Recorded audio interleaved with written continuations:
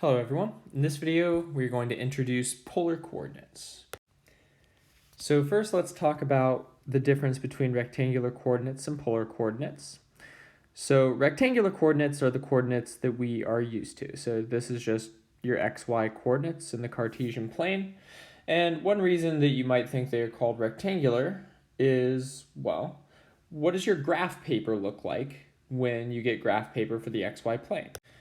Right, it basically just looks like a grid with a bunch of squares, and you might say, well, why rectangular and not square coordinates? Well, this really talks about like how you can move along this grid, right? So the very natural way to move is you kind of distinguish between moving in the x direction, may I go over 2 and then up 3, right? And suddenly I'm kind of creating a rectangle here because it's the same as going up 3 and over 2. You kind of have two ways to get from 0, 0 to the point 2, 3 using just your x and y motion, right? You kind of distinguish between left and right and up and down.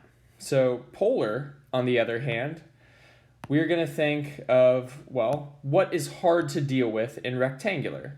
We've talked before about how circles kind of suck, right? Because the top, you want to think of this as y is r squared minus x squared, and the bottom half is negative that square root. And, you know, maybe if you're calculating area or something, it's not too bad because maybe you only have to deal with one and then you can use symmetry or something. But what if I want the area of this region? It's not a half circle.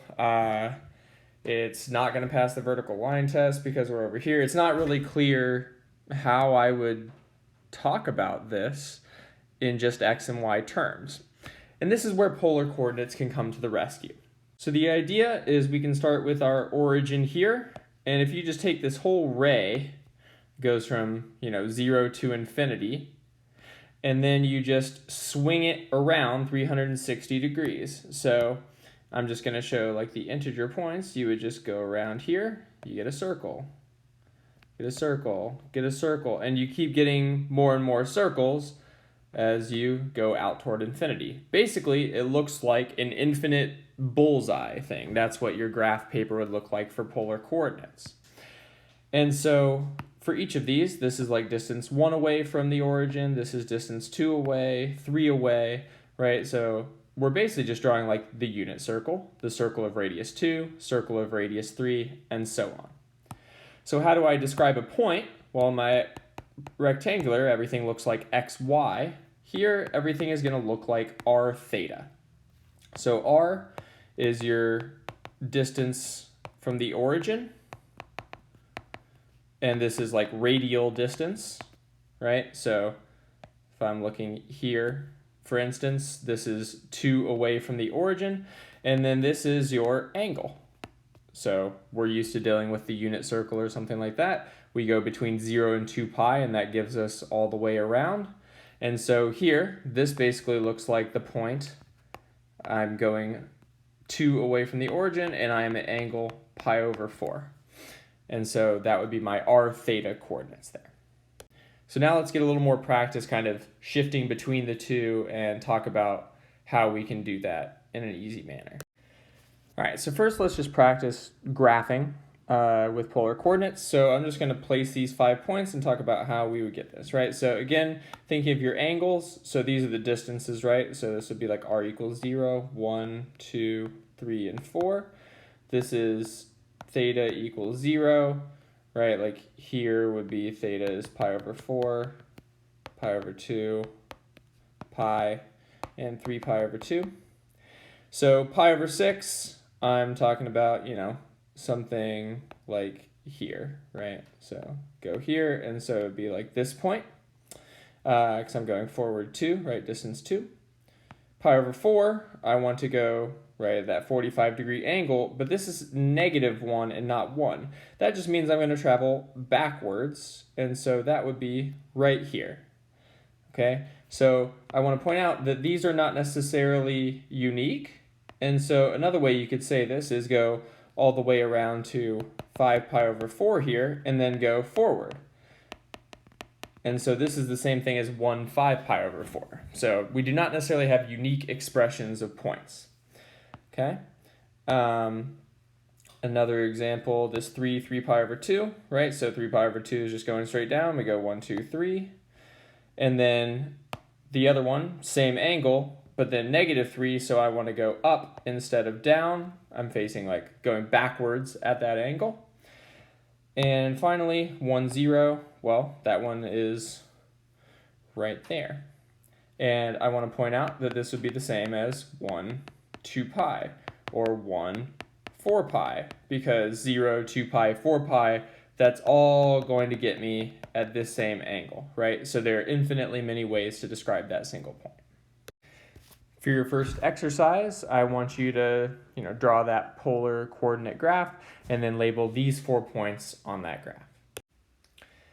So next I want to talk about how to translate between polar and rectangular or Cartesian coordinates.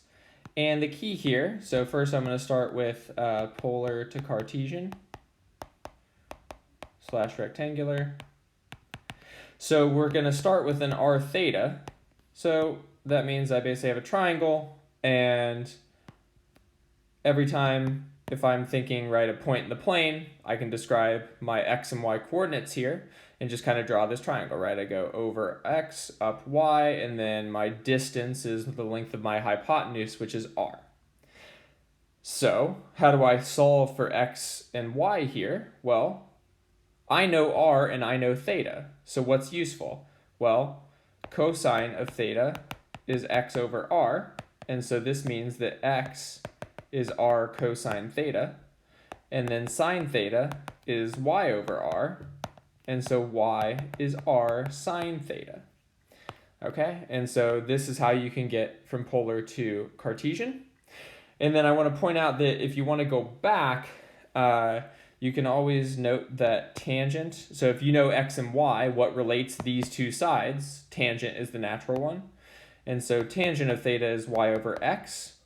Now you might say that this means theta is arctan of y over x, and that's not false, except for this limits you, because arctan only has a range between negative pi over 2 and pi over 2. So this can cause an issue, and we'll see an example here shortly of how we can maybe work around this. So I want you to really think in terms of this one and less in terms of the arctan, because that's going to limit you. And similarly, we know that x squared plus y squared is going to be r squared from the Pythagorean theorem here. And again, you could think that r is the square root of x squared plus y squared if you're thinking positive distance, but this limits r to being non-negative. And so, again, I think it's best to think in terms of these and kind of solve, because you're not going to limit yourself to between specific angles and only with positive radius. So let's look at a couple of examples. So the first one on the left here, we've got our polar coordinates. So r is 2, theta is pi over 6. So here we can really just substitute in. So r cosine theta is x. That's 2 cosine of pi over 6. Cosine of pi over 6, that's the long way, right? Pi over 6 is kind of the long, short guy. And so this is 2 times root 3 over 2, which is root 3. And then y is r sine theta. That's 2 sine of pi over 6. That's the opposite in this case, so it's the 1/2 one. And so this is 1. So our xy coordinates here are root 3 and 1. And that kind of makes sense, right? Because 2 is root 4, so we're at root 3 a little bit less than that. And this looks like it's about 1 in height. And so, yeah, it kind of checks out from the picture, okay? So looking at the right side, we've got our Cartesian coordinates. So we're at -4, 4 up in the second quadrant here. And so first, let's talk about the angle. So we know tangent theta is y over x. And in this case, that would be 4 over -4, or -1. Now, if you do arctan, what does it say? So arctan of -1. Arctan, remember, limits you in between negative pi over 2 and pi over 2. So you're only first and third quadrants.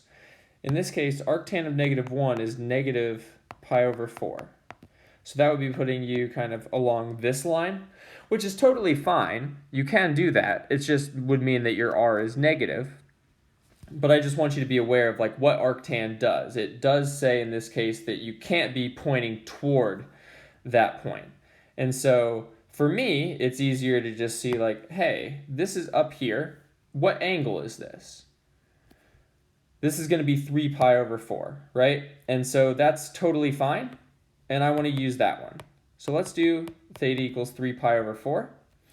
And in that case, how far am I going in that direction? Well, we've got negative 4 and 4 as our coordinates. We can figure that out. So r squared is going to be negative 4 squared plus 4 squared. That's 16 plus 16. So that's 32. And in this case, if we choose this angle, we're going in the positive direction. We really can just say r is root 32. And so we're looking at root 32, 3 pi over 4. An alternative would be to use the negative pi over 4. We could also do negative pi over 4, and there we'd have to go backwards that same distance. So you could do negative root 32, negative pi over 4. And so for your second exercise, I want you to translate both of these. So the first one from polar to Cartesian, the second from Cartesian, from Cartesian or rectangular to polar. And now to close, I want to talk about two simple equations that we can always kind of describe, or two graphs. So the first is going to be circles centered at the origin, and the second is lines through the origin. So circles through the origin should be really easy, right? Because, well, that's kind of the point of this like polar graphing, is if I want the circle of radius 2, well, this is the circle of radius 2. What do I want? Well, I mean, r is the radius. So all I have to say is r equals 2. And then it doesn't matter what theta I have, I'm always talking about some point on the circle, right? If theta is 0, I'm talking about this point here. If theta is pi over 2, here.